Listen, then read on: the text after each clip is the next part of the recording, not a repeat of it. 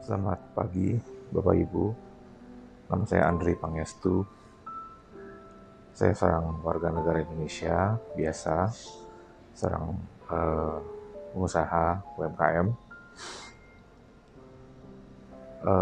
Pagi hari ini saya akan sedikit sharing mengenai bagaimana saya bisa terpapar COVID-19 yang tentunya saya sendiri tidak pernah membayangkan hal itu.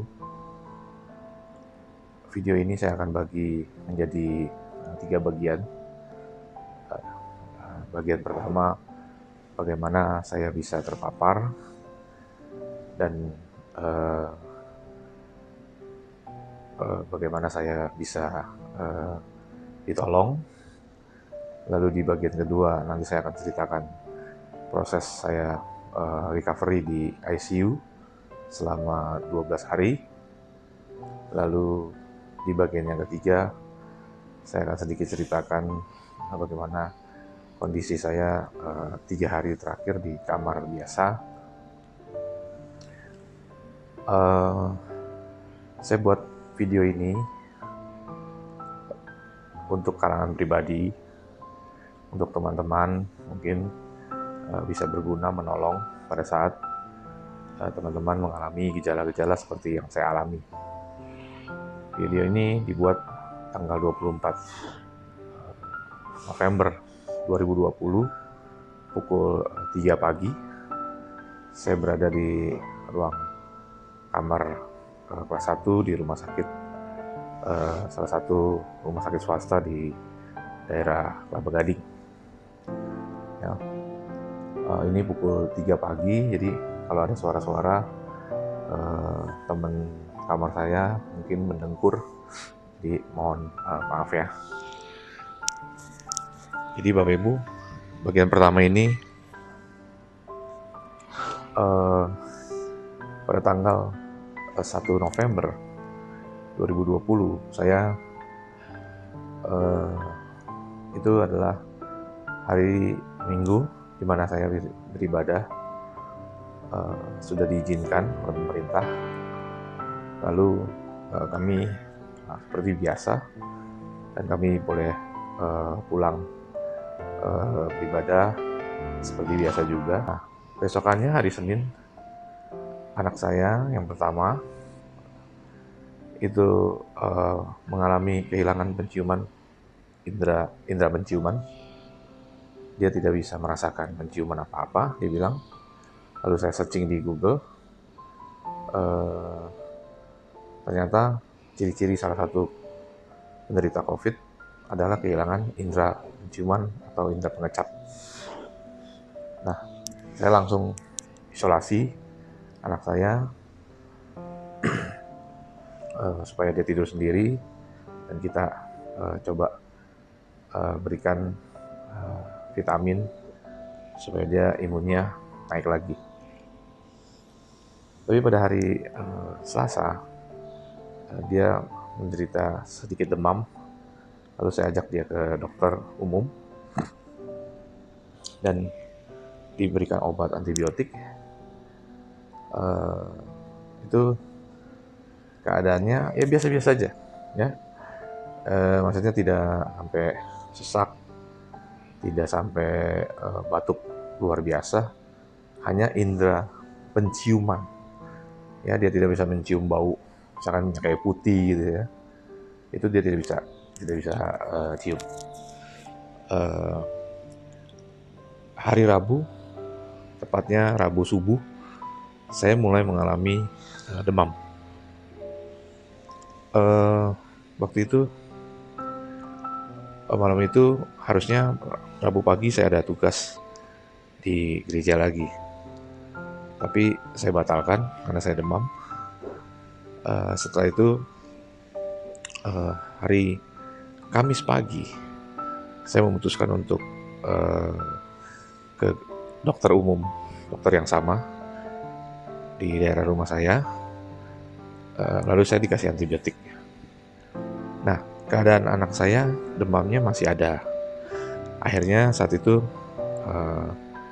saya pikir apakah perlu di swab, karena kan lagi ada COVID gitu ya. Dokter bilang belum dulu, karena memang biayanya lumayan mahal.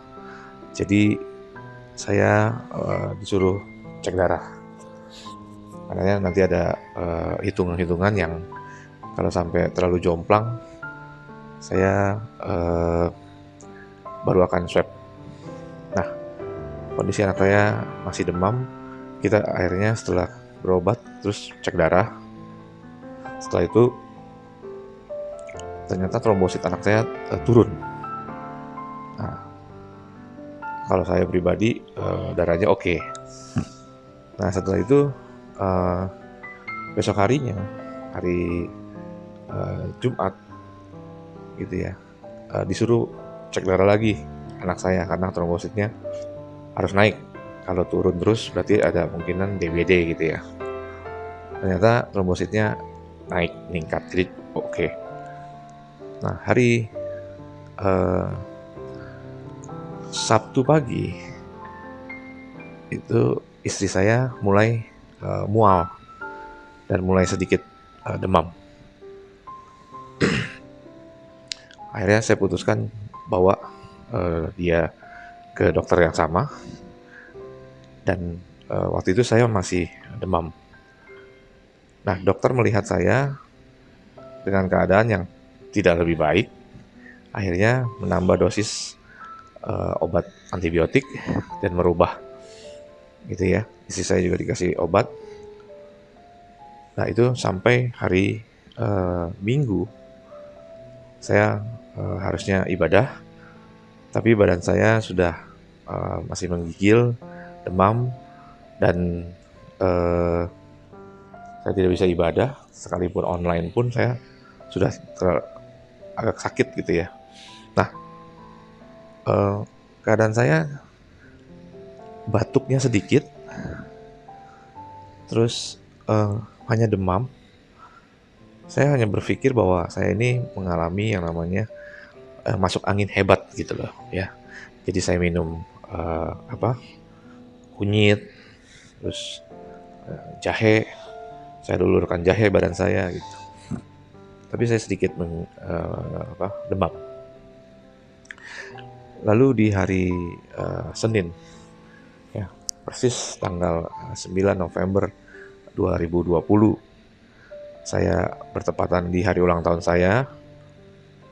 Itu hari itu kita tahu gitu ya, namanya ulang tahun. Teman-teman semua mengucapkan ya selamat ulang tahun di grup WhatsApp, di sosial media. Tapi saya tidak menjawab karena kondisi saya sudah menahan sakit di bagian punggung kalau seandainya batuk, lalu juga nafas saya sudah pendek, dan saat itu paha saya udah mulai membiru ya. Jadi bagian paha saya sudah mulai membiru. Saya teringat teman saya yang waktu itu terkena asma dan kekurangan oksigen. Dia juga akhirnya tubuhnya membiru dan ya gagal nafas gitu ya. Akhirnya sampai anfal dan meninggal. Jadi saat itu saya cukup mulai khawatir, dan saya mulai memikirkan saya harus dirawat. Nah, kenapa itu hari ke-7 boleh dibilang ya, dari hari Minggu yang lalu saya baru memutuskan ingin dirawat. Karena yang pertama, di tengah-tengah jalan itu waktu saya masih berobat ke dokter umum, saya berpikir, aduh ini lagi masa pandemi, jadi aduh nanti di rumah sakit gimana ya kan, karena takut COVID. Karena kan saya pikir saya bukan COVID. Lalu nanti bagaimana penanganannya, apakah dioper lagi ke rumah sakit yang lain. Jadi saya agak cemas di situ, makanya saya belum memutuskan ke rumah sakit. Tapi Senin malam sekitar pukul 7 saya sudah tidak tahan karena badan saya sudah mulai biru-biru. Saya sudah nafas saya sudah mulai pendek, dan saya memutuskan bersama dengan istri, karena istri juga agak kurang sehat, untuk dirawat saja. Ya, saya pergi ke salah satu rumah sakit swasta di daerah BSD. Di sana waktu di UGD, saya langsung ke UGD. Waktu di UGD dikatakan kabarnya penuh, gitu ya. Padahal saya mencari penanganan pertama dulu, saya pikir di UGD. Oke, saya pindah ke salah satu rumah sakit juga di daerah Gading Serpong. Di situ langsung ditangani di UGD. Saya dikasih infus, dikasih oksigen seperti ini, yang 2 ini. Lalu saya di CT scan torak. Nah, di situ langsung di swab juga. Di situ dikatakan saya 1 jam kemudian langsung ketahuan positif COVID-19. Lalu paru-paru saya infeksi, banyak putih-putihnya ya, jadi di gambarnya. Dan saya harus dirujuk ke rumah sakit yang memang bisa menangani pasien COVID, karena di rumah sakit ini tidak bisa. Itu kurang lebih jam 1 pagi. Akhirnya saya dirujuk di salah satu rumah sakit swasta di daerah Kelapa Gading. Kenapa di sana? Karena ada rekomendasi dokter internis yang cukup baik lah, ya. Nah, di bagian pertama ini saya ingin menceritakan jangan Bapak Ibu terlambat di saat penanganan pertama, karena setelah itu istri saya juga dites kan, di swab. Lalu besokannya anak saya juga di swab juga, dan mereka positif COVID-19, tapi bisa isolasi mandiri, gitu ya, dengan keadaan yang ya tidak terlalu parah seperti saya. Sedangkan saya harus dirawat di ICU. Nah, di luar sana Bapak Ibu, mungkin banyak kita yang sadar waktu awal-awal terjadi COVID. Tapi belakangan karena kita tidak terkena, atau saudara-saudara kita atau orang-orang terdekat kita tidak terkena COVID, maka kita merasa COVID itu gak ada atau jauh gitu ya dari kita. Saya pun mengalami yang sama.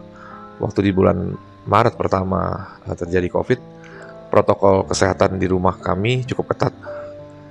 Ya, jadi kami pulang dari luar itu mandi, keluar pakai masker, bahkan pakai sarung tangan kalau ke pasar swalayan, lalu juga jaga jarak gitu ya.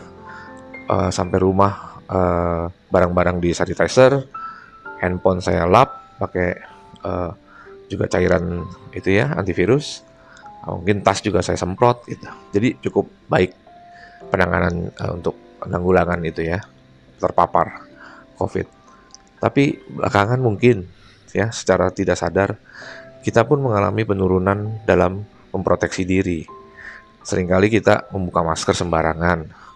Seringkali kita bahkan tidak mencuci tangan, atau mungkin pulang dari luar itu kita mungkin mandi ya. Kalau mandi, saya selalu mandi, tapi kita sedikit lalai lah ya, dalam kayak handphone saya nggak bersihin, lalu tas juga saya nggak bersihin. Nah, itu salah satu pemicu. Jadi kalau mungkin dari Satgas COVID itu selalu mengatakan 3M ya, atau kita tahu dari yang pakai masker lah, menjaga jarak lah gitu ya, lalu juga apalagi yang lain, itu memang benar-benar harus kita ikuti Bapak Ibu ya. Jadi di seri yang pertama ini saya hanya ingin mengatakan jangan terlambat dalam penanganan kalau ada gejala-gejala ke arah COVID ya. searching saja di Google, banyak sekali gejalanya apa. Kalau tadi saya salah satunya demam. Kenapa? Karena demam itu menurut saya badan kita ada sinyal ya bahwa akan ada penyakit gitu lah, ada sesuatu nih di tubuh kita. Nah, lalu jangan lebih dari 3 hari demam terlalu dicuekin. Menurut saya saat ini waktu kalau udah ada demam bahkan sampai 3 hari, mendingan di swab gitu ya, langsung kita bisa ketahuan apakah kita terkena COVID atau tidak. Karena kalau tidak, kita bisa saja jadi OTG dan kita bisa pergi kemana saja dengan bebas karena hanya merasakan sedikit mungkin batuk gitu ya, atau mungkin nggak batuk ya, kayak anak saya hanya lidahnya indera penciumannya tidak jelas, jadi rasa tidak apa-apa gitu, padahal dia OTG gitu ya. Oke, jadi Bapak Ibu, di sesi yang pertama diharapkan penanganannya cepat ya, jangan lebih dari dikatakan 7 hari dari pertama gejala, jangan lebih dari 7 hari ya. Saya itu hari ke-7 demam dan sampai keadaannya membiru, tidak bisa apa-apa lagi, dan itu sangat kritis gitu. Akhirnya paru-paru saya kan terkena infeksi. Ya, ini di sesi yang pertama saya cerita sampai di sini. Saya akan lanjutkan di sesi berikutnya.